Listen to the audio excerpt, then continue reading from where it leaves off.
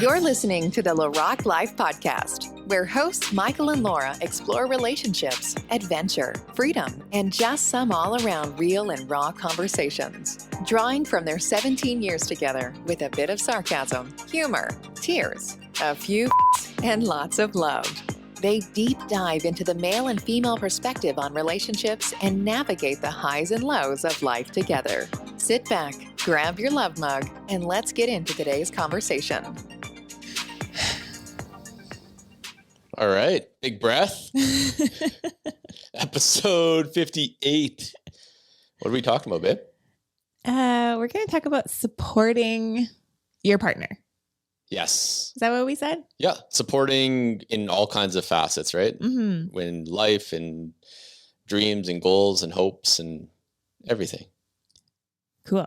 Yes. I like it. I just, we just came up with this today because I was just thinking, I had a men's call. I was on a call last night and just did some reflecting afterwards. And it just, I can't believe how supported I am. I mean, with everything, my whole life, it's been that way. Even my parents, it's been, I've never had, or I was trying to find those moments where someone stopped me from doing something. Mm-hmm. Or like, I always see it on TV and movies and stuff, and there's always a roadblock of something, or the only blocks I've ever had in my life are the ones I put on myself. I've never seen, or I can't remember a time when someone just flat out tried to talk me out of something or like say how terrible of an idea it was. I don't know if I'm just blocking it, trying to see like blue skies. I'm sure you can correct me down the line here, but is that what you think I do? No, not at all. Just if you can think of something, but I've never really had that. And I've just been so fortunate. And with marriage, like, I mean, we've been married 11 years. We've been together for what, like coming on 18 or it is 18? Yeah, no, 18 this winter. Yeah. Yeah. So, I mean, it's just like, that's a long time.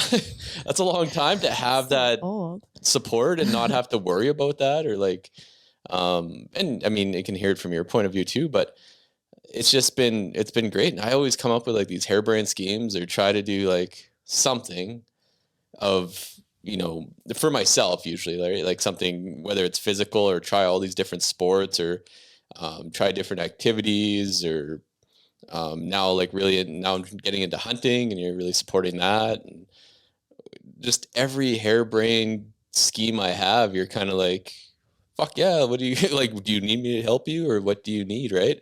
And it goes so far and people take it for granted. A lot of people take it for granted.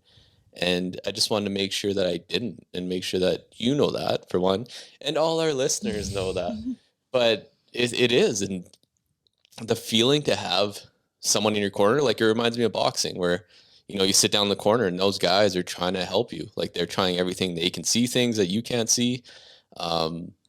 So they're trying to give you the best advice they can and trying to pump you up to get you out there and do your job. Right. So it's just kind of the same. Like I have a corner girl. I'm very fortunate. Like you're equating me to a boxing corner girl. Hey man, whatever. Are those like UFC girls that hold up the sign? No, you're not just flashing. Like that's what I picture a card like, this is a bad idea. It's like, no, I don't have that. I have you throwing water on me. Like, get the fuck out there.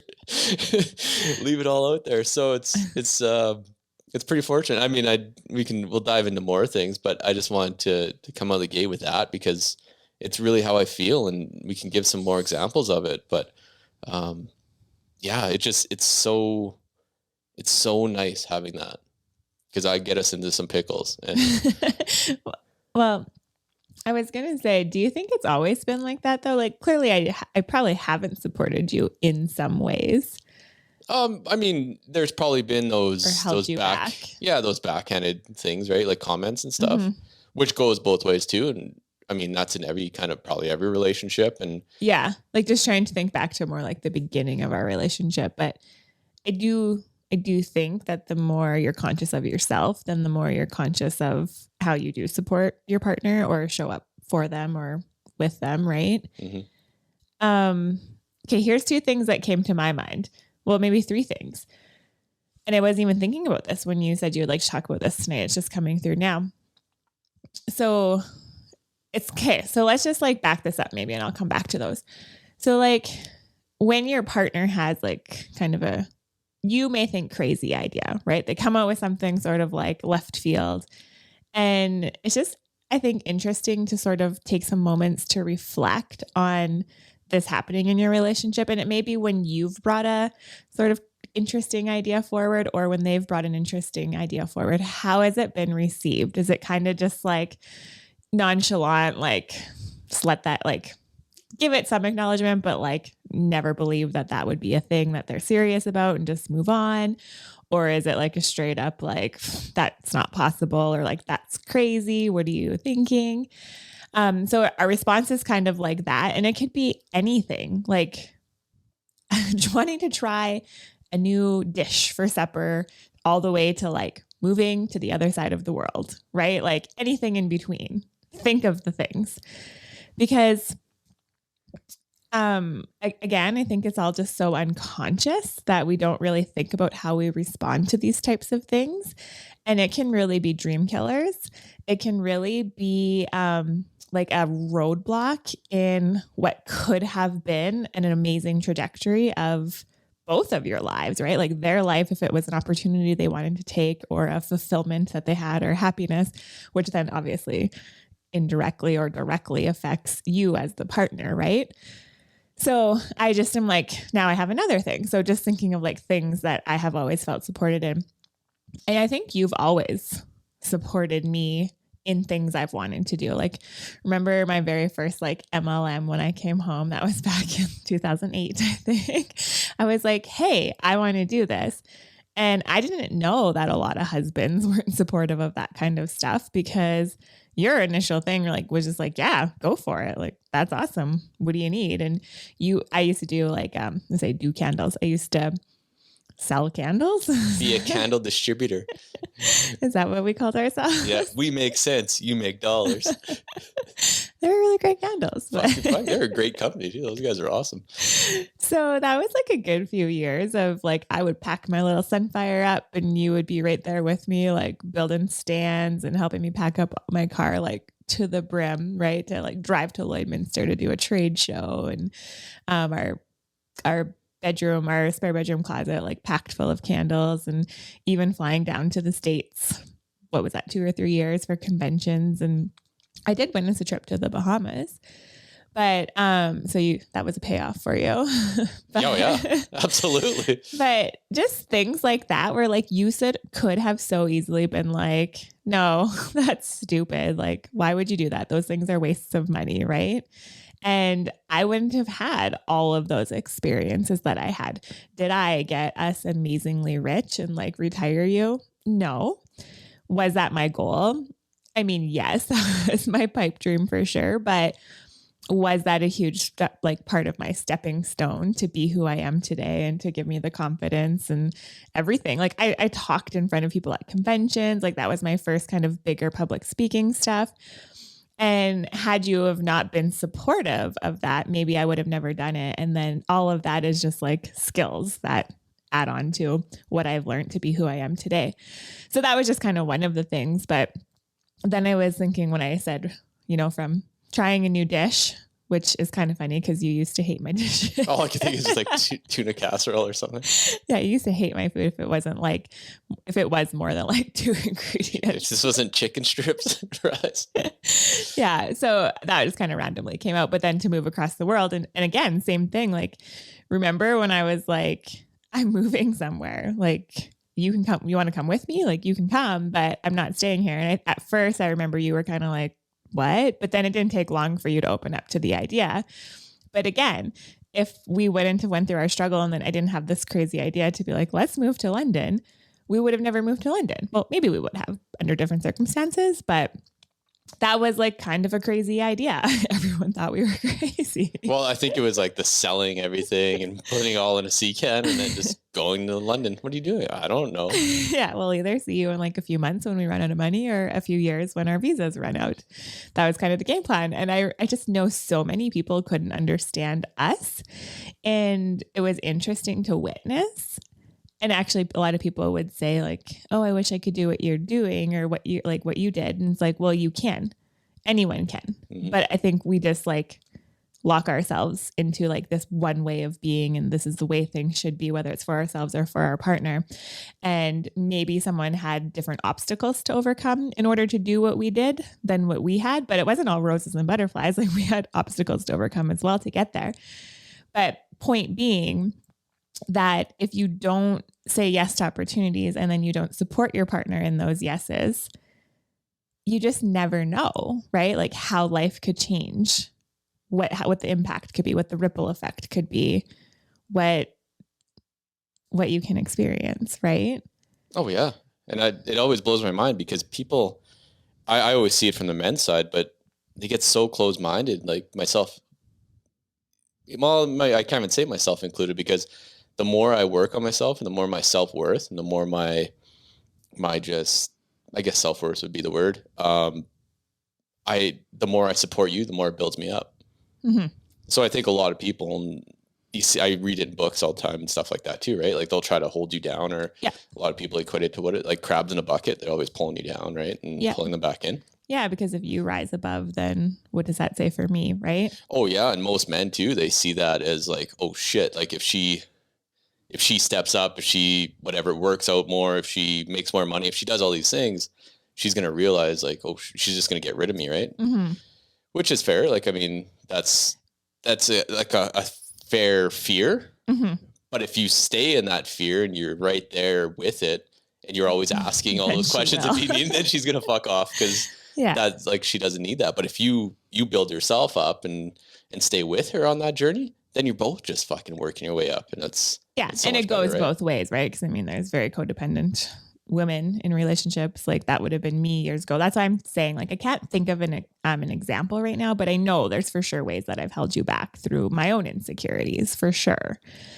I just can't think of like a straight up example right now, but yeah, it's so true. Like if you supported your partner in these like interesting, authentic, creative ideas that they come up with, whether it's a career, a hobby, just an experience, a travel, like whatever, like I said, from the dish to moving to a different country, if you supported them and could get as excited as they are about it, imagine what could unfold from that, because you're fueling that with that energy, right? She's not trying to fuel it, or she or he, one of the partners, isn't trying to fuel it all on their own, right? Like trying to live this idea or like be excited about something, or like maybe it's a hobby that's like their meditation for them, right? Something that brings them happiness and joy, but they could enjoy it or excel at what they're doing so much better if they weren't worried about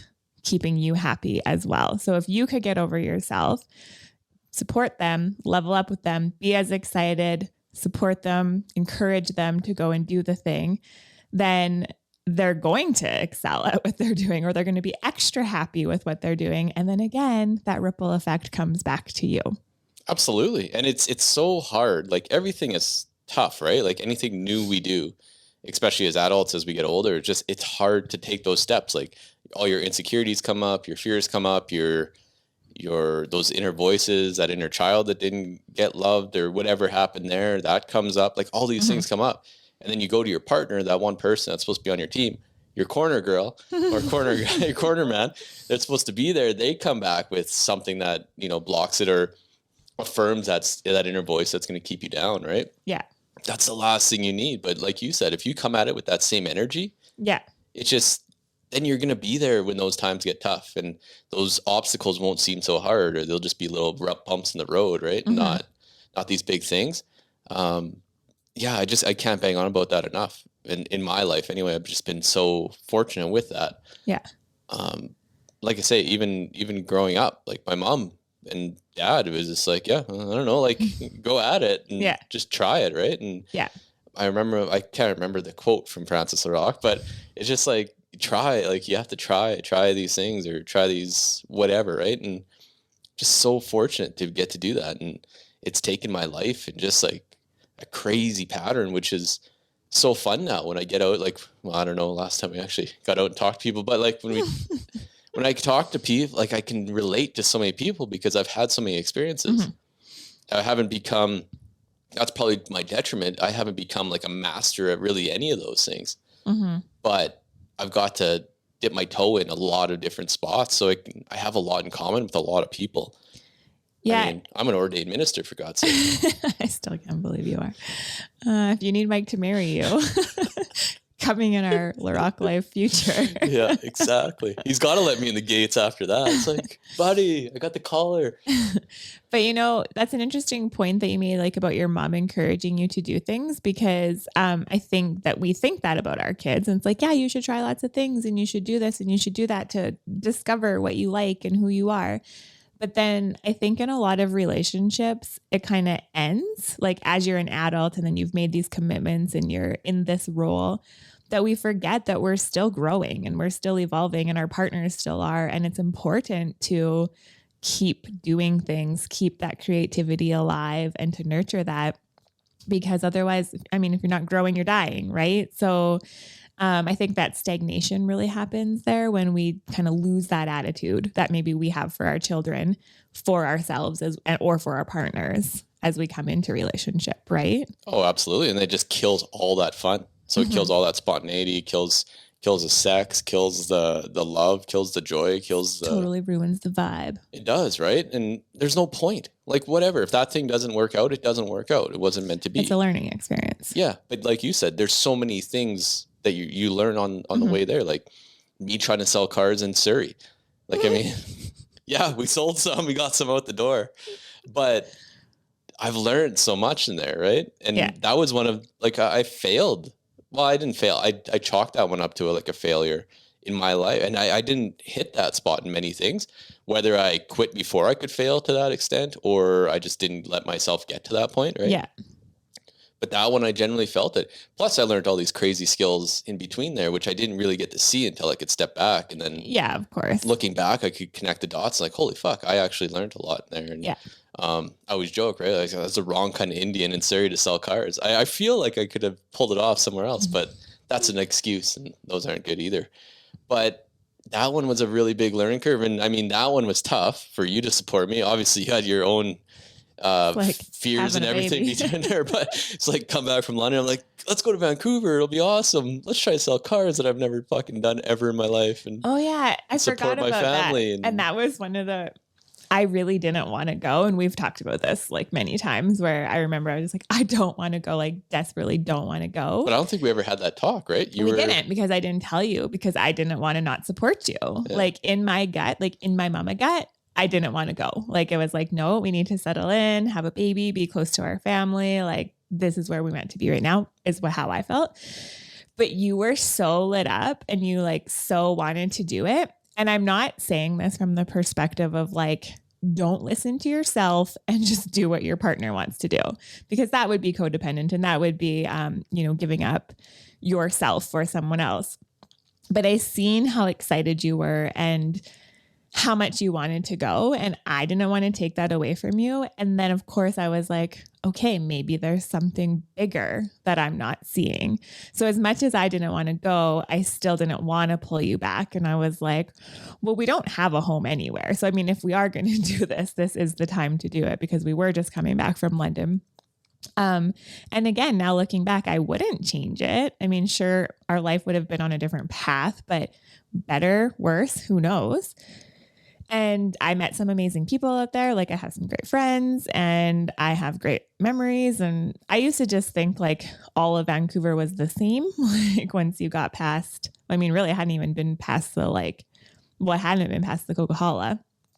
And so to me, that was like, I didn't understand any of that. But now that we lived out there for a year, like I can actually, like, I know what all of that area is. And I just feel like anything like that is just like all those experiences and adventure and seeing new territory just makes me grow as a person. And I'm grateful for that. So, I mean, as much as I didn't want to go, it's still good I went. Yeah, absolutely. And again, I was riding that high, right? That big city life high from London, and trying to take that to Vancouver, which again, it's, if you sit back logically looking at it, it's like, yeah, it's probably not the smartest move in the world to do with a pregnant wife, but it got us where it got us. And here we are now, right? Now we're back here. But that was great. And then even the support just lately, right? With passing up, like I left my 6-figure safe as safe could be position job that or career that would have took me right into retirement safely, comfortably, extremely comfortable, like whatever, right? But to the detriment of like my own self. So that's a great example of holding myself back. Everyone else is trying to root for me, and everyone else is like, no, you're doing great. Like, just keep doing what you're doing, right? But in my own head, I was putting up all these roadblocks. So again, that was a lot to work through, but you supported me in that even, right? Which is, I was like, give your notice. yeah. But I mean, just to have, I supported you too much. Maybe like just to have that support though, because a lot of guys don't, right? And I'm sure or women too, like just that nagging at them, like, no, you need this job. We need to do security and safety. We need these things, right? Which women, I understand that 100%, or even men, right? Like, no, you need that job because we got to do whatever. And, well, I just get into that box of this is the only way. Yeah. Right. This is the only, like, a limited potential is all that you see. Tunnel vision. I used to get that a lot at work, right? I used to pride myself a lot on being able to think outside the box and come up with just crazy ideas and crazy fixes, which a lot of the time I did. But I'd always notice it if there was something like a problem or an issue, and I'd get tunnel vision on it. There was just no other way. And I was like, well, this is it's just not going to work. It's just not going to work. But once you can step outside and look at it from the 30,000 feet, it's just like, I actually like can see that about you. Like I can't think of a specific example, but I do notice that like in our relationship, sometimes you're like, well, not so much now, like not even the last year or so, but for sure it'd be like, well, it didn't work that way. There's no other way. I'm like, there's like 1,001 other ways. Oh yeah. There's like, I don't know what it is too. Cause like I say, I pride myself on being able to like really think outside the box, be fluid with things and just kind of go with it. But if there's certain issues, it's just like, fucking tunnel vision. And when I step back or it's over or we come up with another, whatever happens, then it's like reflect on it. Like, holy fuck, man. Like, what were you doing? Cause there's tons of other ways to go at it. Right. But yeah, I wanted to say this, when, I don't know, you said something about like saying, about supporting you and quitting your job. This is, the only reason I could do that is because we've said yes to so many crazy things, like quote unquote crazy, and especially quote unquote crazy to other people from the outside looking in, that I know we can do it. I know we can do anything. And I know that sounds like really cliche, but only because we've taken so many chances in 18 years, maybe more so the last like 9 years or so. But there was a trust factor that continued to get built. And unless we took chances and supported each other in that, we wouldn't be at this place to make the bigger, harder decisions, the bigger risked decisions. So not so easily, but with more ease. But we can because we're used to it. And I know that it always works out. I know that we're always taken care of. We always find ways. We always make things work. And I just know that there's so many ways to look at something like we're talking about, but I just wanted to touch on that. Like the only reason that I was okay with that and I didn't need that safety and security anymore, because I used to need that hardcore and think that was the only way.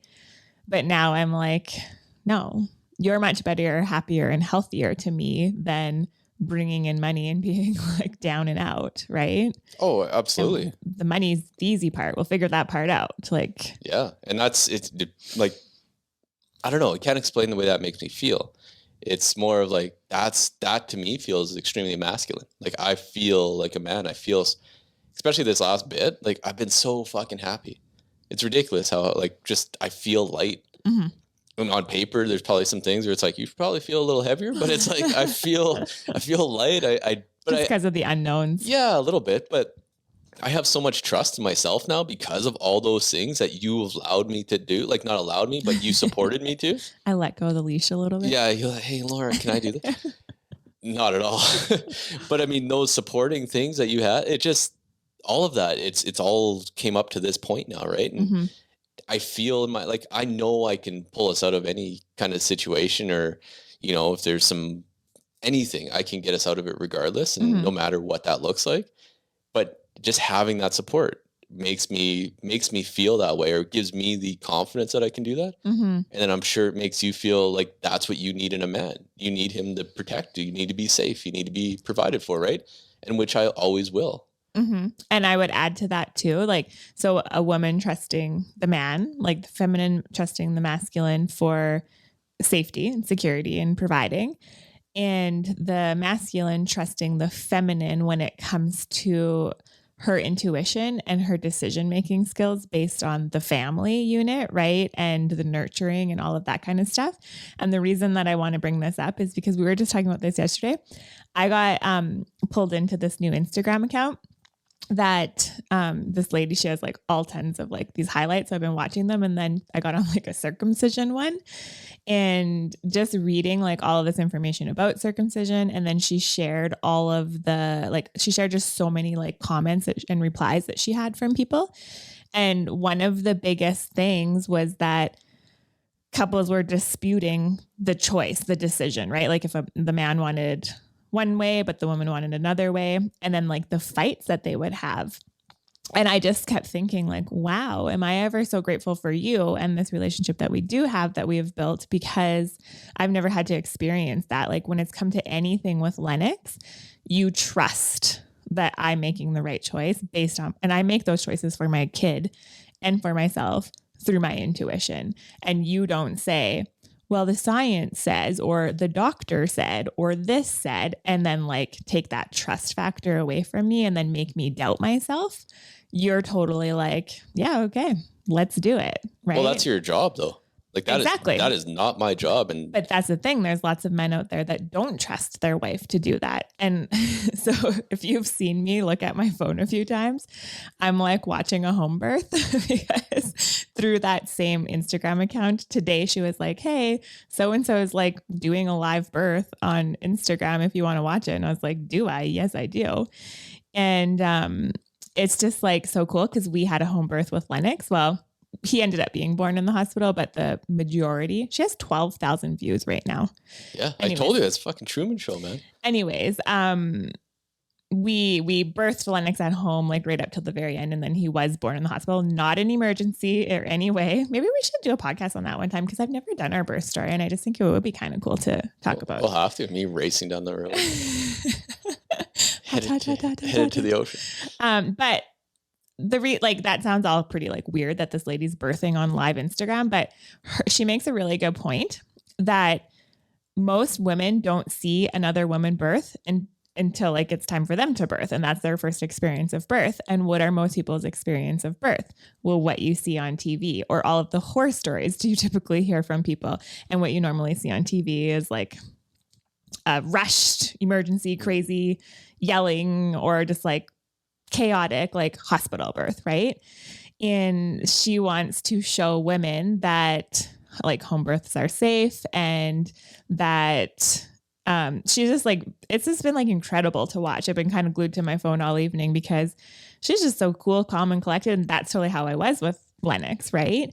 And it's so empowering. But here's the other thing. So many people, so many husbands, I've read this too, are like, yeah, we're not doing that. Even this woman, this is her 7th birth, her 7th labor.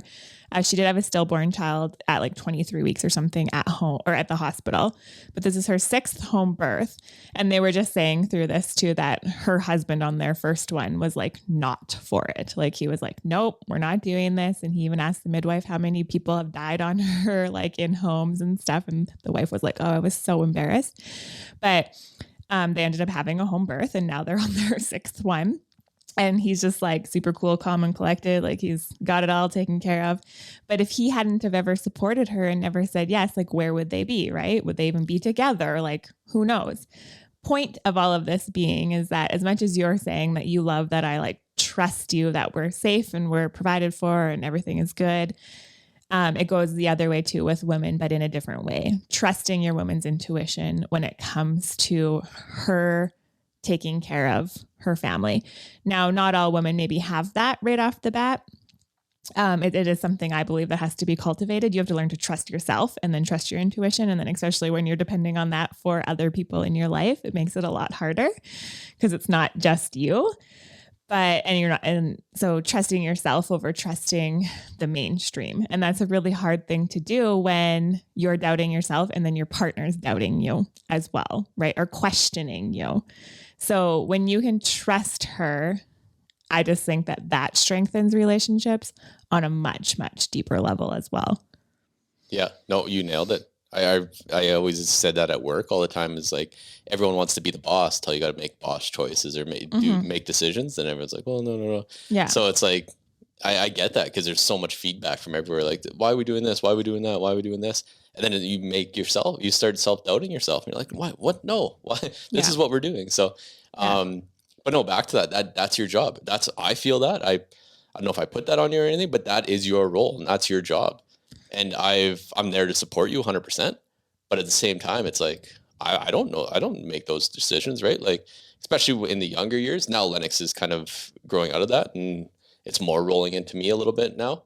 But all like through his, like, every decision, I know it comes from a place of love. I know every parent, no matter what, it always comes from a place of love, right? And it comes from what you know and what you think is best. And that's what it is. That's what got us this far in life for everybody, right? I think, again, it just boils back down to what you said about, the mom is only doing she will do anything that's she believes is right in her mind for her child. Whether that's a hospital birth or a home birth, it doesn't matter. Yeah, no. It's whatever is right for her, because that's her job. And having the support in her choices, and whether that's to circumcise or not circumcise, like whatever side you're on, it doesn't matter. This isn't about sides. It's about trusting that decision, right? Supporting that decision. So yeah, no, that makes tons of sense. I don't know. You got anything else on that? I mean, I could go on for days about it, but again, I'm just extremely grateful. And I had to go back and reflect and really think of times, and just always being supported by everyone around me. And I don't know if I'm just fortunate, if I put that vibe out there, I don't know. I've been so lucky the whole time. And I still don't know what I don't know what I want to be. Like, I don't know what I don't know what I want to be when I grow up. Yeah. Like, really? I mean, I distinctly remember, I told you this too. It's like, I'd always stand on the back of our couch and like look into the mirror on the wall. Like, we had a big mirror, old like 80s, 70s mirror on the back wall. Was it like couch. Gold and like? Oh yeah, she had the gold trim on the corners, and it was like on the corners. It was like squiggly and then gold. Yeah. But I would stand on there. And I remember, like, I don't even know how old I was, 3, 4, 5. I would do it like my whole growing up. I'd just look in that mirror and stare at myself and be like, how am me? Like, how am I? What makes me me?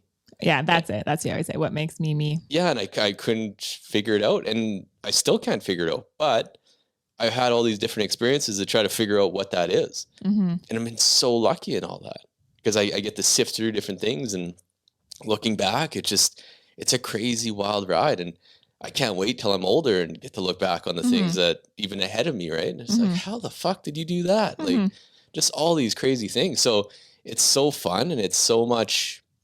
I don't know. It just makes you an interesting person, and it makes me just way more confident in any situation. Like, you can throw me anywhere and I'll figure it out. Yeah. And it's so empowering. And then, like I say, the better I feel and happier I am, the more centered I am, the more grounded I am. You get the benefits of that. Lennox gets the benefits of that. Yeah. I know myself, I've been so fucking proud, at least in the last, call it 6 months, but definitely in the last like month, right? Since I've been home, I'm so proud of the dad I am. Like, it's ridiculous how good that makes me feel. Still, like, it's not like a pushover, like, still have boundaries, still have everything in place, but just being so present with him. And fuck it, I don't even know where my phone is, like, just wherever, right? And I used to always say put it down, but now it's like, whatever, who cares? Like, play with your kid, be that dad. And it's crazy how well, you just were on your phone because you were numbing out from work, right? I need to disconnect from something, right? Like, just so you needed that distraction. Yeah. Yeah, no, I totally agree with everything you said. And I think one last thing I would add on is that there's so much noise and opinions and beliefs coming and fears coming from outside projecting onto you. So again, when you can cultivate this with your partner to support each other and you guys are both supported, then all of that extra noise doesn't matter. Right. And I'm just thinking on the theme of home birthing because I'm literally watching a live home birth. Oh, is she having the baby? No. She's crowning. No baby yet. She still has her clothes on. But I remember when we said that we were having a home birth, like, oh my God, the amount of people's opinions that I got and then like people's terrible birth ideas. And so just to like side note, if someone ever tells you their birthing plan, don't tell them all of the horrible stories or that a home birth is a bad idea or a hospital birth is a bad idea or this is a bad idea. Because they don't want to hear that. They do not need that. That was one experience. That was a valid experience for you, but that's not the next person's experience either. And you don't know what their body is like or what work they've done around their beliefs and their thoughts and what they're capable of and blah, blah, blah, blah, blah, and different journeys. Right. But I just remember that very wholly, like that people thought it was crazy because that was also 5 years ago. I do know a lot more people now who home birth, but that was like 5 years ago. And so there was just like a lot of external noise. So, but you had my back. You were like, yeah, this is what you want to do. I'm totally game. I'm totally there with you. And that was all that mattered. Like no one's going to be in our home birthing this baby together, like from outside, just me and you and our midwives. So that was all that mattered. And I just use that as an example that goes into all things though, right? Like no matter what this crazy idea is that you have, don't take on other people's opinions. And then if you're the partner supporting the person, do everything you can to be in their corner and to support them, because at the end of the day, that's all that matters. Yeah. No, you nailed it on that. Yeah. So I think to really end this off, I would just like a call to action would be like, you're listening to this right now. You might be listening to it with your partner. Maybe your partner listens to our podcast. Maybe they don't, but perhaps you send it to them to listen to, or perhaps you don't, but you just spark a conversation. Reflect yourself on, where you feel supported in your relationship and where you do support your partner or where you would like to be better. And spark a conversation and just get the ball rolling, like ask them how they feel. How do they feel supported? And see where that can take you. Because I think that bringing this conversation forward in your relationship is very powerful in like so many ways, but definitely deepening that connection. And then, deepening your life experiences. If you can say yes because you're supported, life has limitless options, right? Limitless potential. So yeah, absolutely. I think you nailed it. Like the adventures on the backside of that, just opening that conversation. Who knows what you're missing out on right now that you're not saying yes to when you just don't feel supported. But once you get that, who knows what you can do, right? So yeah. And oftentimes, like I think sometimes we don't even say the thing we want, or we don't go for it because we're teetering on the doubt, right? So it's kind of like, oh, I don't know. But if you were supported, that would be just that push you needed to go over and to take the leap. And then, like you just said, like what's on the other side of that?